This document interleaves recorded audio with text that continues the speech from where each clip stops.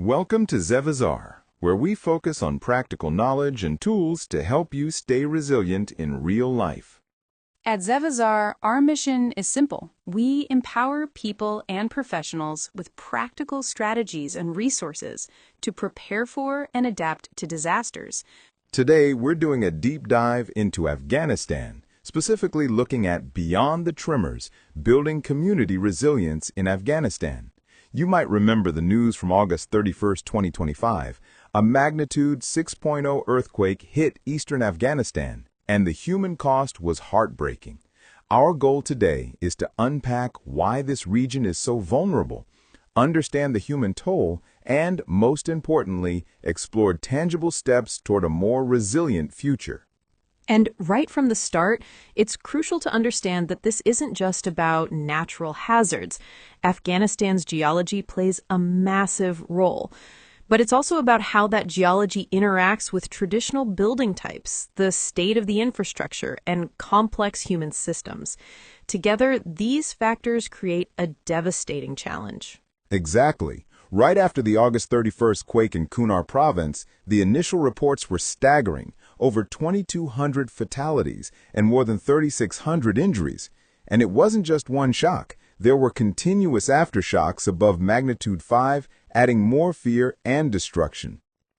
These immediate challenges quickly became what many called a crisis within a crisis. Remote mountainous terrain, landslides, and blocked roads made rescue efforts incredibly difficult from the start. And traditional homes, mostly made from stone and simple mud construction, were already fragile and were destroyed. This vulnerability is a complex issue, tied directly to the materials used.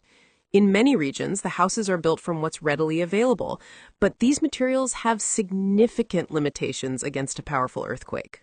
Let's break down the most common types. First, you have the simple mud-made homes. This isn't mud brick. It's a construction method where soil is mixed with water, often by foot, to create a wet paste that forms the walls. When dried, they are tragically fragile. They lack the cohesive strength of bricks and can easily turn back into rubble under violent shaking. Then you have the mud brick and stone houses. These are a step up in terms of stability, but they are still extremely vulnerable. Mud bricks are made by forming and drying the mud, but they still have very low tensile strength. When the ground moves, these houses often lack the ability to deform or flex, leading to catastrophic collapses. The same goes for stone houses that aren't properly reinforced. And finally, you have cooked bricks, which are the most resilient of the traditional materials, but even these can have limitations if the house lacks proper foundational support or is built without a basic understanding of seismic safety. So, while each material has its own properties, the common thread is a lack of ductility. When the ground shakes, these homes, with their heavy roofs, can't absorb the energy. Instead, they shatter, trapping people inside. And that is where the tragedy becomes terrifyingly clear. This isn't just about buildings turning to rubble, it's about lives being shattered. The very homes that were meant to provide safety and shelter become a tomb. It's a reality that hits the most vulnerable the hardest. Everyone is busy with their own grief. Just heartbreaking. Children, women, and elderly people were often trapped under the rubble. It makes you realize that the disaster goes far beyond shattered buildings. It's about shattered lives and lasting psychological scars. I sometimes picture it like this. The Indian and Eurasian tectonic plates are two huge cars colliding slowly, and Afghanistan is caught right in the crumple zone. That's actually a good analogy. Afghanistan sits at a major convergent zone. The Indian plate is steadily pushing northward, colliding with the Eurasian plate at roughly 35 to 40 millimeters per year. Slow, but over geologic time, that adds up to massive change in stress. The Hindu Kush is a major seismic hotspot with frequent earthquakes. Many are relatively shallow, less than 70 kilometers deep, but some occur at intermediate depths of 70 to 300 kilometers. Shallow quakes are the most destructive because their energy reaches the surface more directly. And the Kunar earthquake was an extreme example of shallow earthquakes, with a depth of just 10 kilometers. This means its energy was released very close to the surface, magnifying its destructive power. But even with the scientific understanding, we have to acknowledge a major challenge, a widespread lack of awareness. For many, an earthquake isn't a geological event, it's a moral one. Unfortunately, a significant portion of the population believes that earthquakes are a punishment from God for the sins of the people. This mindset can make it difficult for aid workers and engineers to share critical knowledge about fault lines and how to build homes that can withstand a magnitude 6 or higher quake. This belief system is a huge hurdle for building resilience. If you think an earthquake is divine retribution, you may not see the point of reinforcing your house or preparing an emergency kit. It reinforces the idea that the disaster is beyond your control. Our goal is to provide tools for practical action, demonstrating that preparedness is a powerful tool that can be used alongside faith. The Hindu Kush also has huge rocky peaks, over 7,000 meters high. With glaciers at high elevations, people live in small villages in high valleys, some in year-round, others moving with the seasons, often between 2,500 and 3,000 meters above sea level. That's home for so many people in the Hindu Kush, and it makes every day a testament to their strength. This vulnerability isn't new. Since 1950, approximately 15,000 lives have been lost to earthquakes in Afghanistan, showing it's a persistent long-term risk. And when the earth shakes violently, the impact on buildings is immediate. Understanding the types of structures and the challenges they face helps raise awareness about earthquake preparedness. Traditional Afghan buildings rely on locally available materials: mud, adobe, earth mixed with water and sometimes straw, stone, and wood. These materials are sustainable and culturally significant, but under seismic stress, their weaknesses become apparent. They have low strength, are brittle, and lack ductility, the ability to deform without failing. When the ground shakes, especially with heavy earthen roofs, these buildings often collapse, catastrophically. For example, the 2023 earthquakes in Herat province showed 76% of walls and roofs collapsing in affected villages, with casualty rates estimated around 40%, around 2,000 individuals, in some areas. The challenge is preserving cultural building traditions while improving safety, but the impact goes far beyond physical structures. While we often focus on fragile mud homes, many villages also have traditional stone houses, and without the right techniques, they can be just as dangerous. But there is a traditional method, an old and strong way of building called Bhatar construction, which uses horizontal timber reinforcement bands. These timber bands act like seismic bands, preventing the stone walls from falling apart during an earthquake. The Bhatar method also provides a guide for crucial building rules that improve safety. Exactly. The guide shows that proper site selection is key. You shouldn't build near a steep slope where stones might fall, nor too close to a precipice or a retaining wall that could break away. And it also outlines how to build a safer home. For example, the house should have a simple form and not be longer than 3 times its width. Walls should be connected to each other with proper stone masonry and timber beams, and to make the walls even stronger, builders place through stones every 2 feet. And it even touches roofs, recommending a light-pitched roof, which is much better for seismic safety. The guide provides detailed instructions for craftsmen on how to properly connect the timber elements with notches and nails to ensure the walls and beams hold together. It's a powerful example of how we can use ancient wisdom to build a safer future. And it's not just about the buildings. The impact goes far beyond physical structures. Psychological trauma after a disaster is often profound and long-lasting. Survivors may struggle with grief, anxiety, and depression, and studies suggest that nearly 1 in 4 earthquake survivors develop post-traumatic stress disorder, or PTSD. This condition can cause people to relive the trauma, suffer nightmares, and experience persistent fear and distress. Women and children are often the most affected, both because they are more likely to be indoors when earthquakes strike and because they carry heavy caregiving responsibilities afterwards. Yet, trauma is not the only outcome. Many survivors also experience post-traumatic growth, or PTG. This is a positive psychological change that arises from struggling with adversity. PTG is not about being grateful for tragedy, but about discovering new strength, a deeper appreciation for life, or stronger bonds with others forged through shared hardship. In the process of rebuilding, communities often realize they are more connected and more resilient than they ever imagined. And within these communities, women often stand at the heart of both recovery and renewal. We've discussed the immense challenges women face, but they are not just victims. They are powerful agents of change. In many Afghan communities, it is women who hold and pass down the knowledge of traditional food preservation, water management, and safe havens. They are the first to recognize when a child is suffering from trauma and the first to organize a neighborhood effort to get help. Organizations are now prioritizing by women for women initiatives, providing resources directly to female-led groups. This ensures aid reaches the most vulnerable and respects cultural norms, building trust and effectiveness from the ground up. Organizations like the International Medical Corps, HealthNet TPO, and World Health Organization provide psychological first aid and safe spaces, specifically supporting women and children, reaching thousands of people. On the surface, it seems simple: send aid.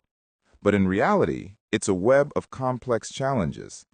International organizations often face security risks, bureaucratic hurdles, and a disconnect from the on-the-ground reality. That's why there's a growing push to move away from a top-down model and instead channel resources directly to local non-governmental organizations and community leaders. They have the knowledge and trust to get aid where it's most needed, bypassing barriers and ensuring the people are in charge of their own recovery. We often think of education as a path to a better job, but in a place like Afghanistan, prone to earthquakes, it's also a matter of life and death. Literacy programs, particularly for women and children, aren't just about reading and writing. They're about sharing information on how to prepare for a quake. A simple pamphlet with instructions on what to do during an earthquake, or a lesson on assembling an emergency kit, can be the difference between survival and tragedy. It's a reminder that knowledge itself is the ultimate tool for resilience. On the structural side, practical engineering solutions exist, even in resource-limited settings. Reinforcing building corners with rebar or timber acts like stitching the walls together, helping the structure hold up during shaking and preventing corners from collapsing. Roofs should be lightweight to reduce the overall seismic load, which means the walls have less weight to support and are less likely to fail. Strong foundations with proper anchoring and bracing are crucial because they connect the building firmly to the ground, helping it resist lateral forces. Wider and deeper foundations distribute the building's weight more evenly and improve resistance to shaking, making homes far safer during an earthquake. These principles work in practice. For example, in El Salvador, communities replaced heavy clay or concrete roofs with lighter alternatives like corrugated cement fiberboard or metal sheets. Lighter roofs reduce the overall weight pressing down on walls during an earthquake, which dramatically lowers the risk of collapse. This simple change lessens the seismic forces acting on the building, making homes safer and saving lives. But it's not just about buildings. Community-led preparedness is vital. Neighbors organizing drills, sharing knowledge, and training first responders saves lives. Local knowledge is irreplaceable, especially in remote areas. This is exactly the kind of practical knowledge and community-focused approach that Zevizar is all about. We empower people to be their own first responders, equipping them with the tools and guidance to prepare for whatever comes next. Technology amplifies these efforts. Social media, messaging apps, drones, mapping platforms, and digital payment systems help coordinate aid, deliver funds securely. Yet challenges remain: low digital literacy, poor infrastructure, internet blackouts, and a digital divide. Technology is powerful, but access is uneven. A long-term strategy must combine geology, engineering, education, community engagement, and technology. At its core, strengthening community resilience begins with awareness. Listeners can empower themselves and their communities by learning about local hazards, sharing safety knowledge with neighbors, participating in preparedness activities, and supporting community-based early warning systems. Every small action contributes to a stronger, better prepared community. This strategy rests on three pillars: updated and enforced building codes, sustainable reconstruction that respects local culture and the environment, and educational programs to build community resilience. Education helps people understand vulnerabilities, recognize solutions, and take practical steps to stay safe. Programs like adult literacy initiatives, accelerated learning for children, and early warning systems equip residents with knowledge and tools to assess risks and respond effectively. Together, these pillars create both awareness and action, laying the foundation for truly resilient communities. Implementing these strategies isn't simple. Coordination challenges, funding gaps, and safety concerns all slow progress. Yet amid these challenges, Afghan resilience shines. Organizations like Afghanistan and Razia's Ray of Hope Foundation make real impacts, providing thousands with vital access to safe drinking water and education. Cultural traditions, poetry, and strong community ties show the incredible strength and resilience of the Afghan people. When you lose your home, your possessions, and a loved one, what do you have left? In many Afghan communities, it is the deeply rooted sense of shared history and culture that holds people together. After a disaster, poetry circles or shab-e-sher often emerge not just as a form of art, but as a way to process grief and find shared meaning. These oral traditions, passed down through generations, become a vessel for collective memory and hope, reminding people that their community has weathered storms before and will do so again. It's a form of resilience that is woven into the very fabric of their identity. While the Earth's movements are beyond our control, how we build homes, structure aid, and support each other is entirely within our power. Preparedness isn't just about concrete and rebar. It's about communities that are informed, connected, and capable of standing together. That's a powerful thought. Building human resilience alongside physical structures means empowering communities, sharing knowledge, and strengthening social networks so people are prepared to face disasters together. Resilience isn't just about structures. It's about people. Today, think about one way you can strengthen your community or support someone in need. Small actions, when added together, make a huge difference. That's a powerful thought. Building human resilience alongside physical structures means empowering communities, sharing knowledge, and strengthening social networks so people are prepared to face disasters together. So what can you do, starting today? Check your home's preparedness.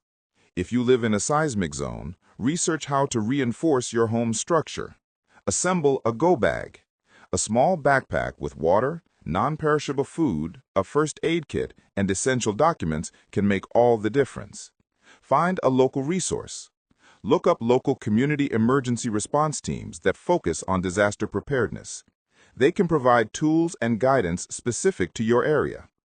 Every small action contributes to a larger circle of resilience. And remember, whether it's a tremor that shakes the ground or a challenge in your own life, the ultimate tool for resilience isn't found in concrete and steel, but in the strength of an informed, connected, and capable community.